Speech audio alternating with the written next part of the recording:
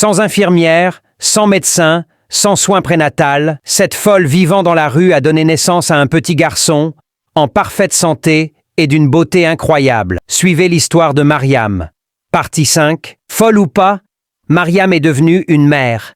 Et son fils est devenu toute sa vie. Depuis le jour de sa naissance, elle ne le quitte plus. Elle le porte dans ses bras sales, contre sa poitrine maigre, comme si le monde entier voulait lui voler. Dans la rue, quand elle marche pieds nus, elle serre le bébé contre elle pour le protéger de la poussière et du soleil. Quand elle trouve un morceau de pain, elle en trempe une partie dans l'eau pour l'assouplir et lui donner les miettes, gardant à peine de quoi calmer sa propre faim. La folie est toujours là. Elle continue de parler seule, de crier parfois, mais quand elle regarde son fils, quelque chose change dans ses yeux. Une tendresse qu'on ne lui connaissait pas.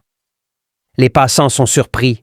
Même une folle peut aimer. Chaque nuit, elle couche le bébé dans un carton sec, le couvre d'un vieux foulard trouvé dans une benne et s'assoit à côté jusqu'au matin. Si un chien errant s'approche, elle se lève, le chasse violemment, prête à se battre pour défendre son trésor. L'enfant grandit vite.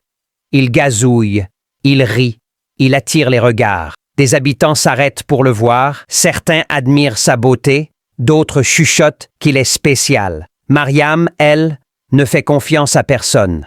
Elle préfère se priver, rester debout sous la pluie, marcher des kilomètres, tant que son fils est sauf. On dit qu'elle est folle, mais dans ce rôle de mère, elle est plus lucide que jamais.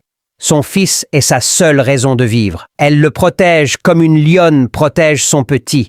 Et cet amour démesuré impressionne même ceux qui l'ont toujours rejeté. Mais comment un enfant aussi exceptionnel pourrait-il grandir éternellement dans la rue? La réponse arrive bientôt. Like, partage et commente partie 6 pour découvrir la suite.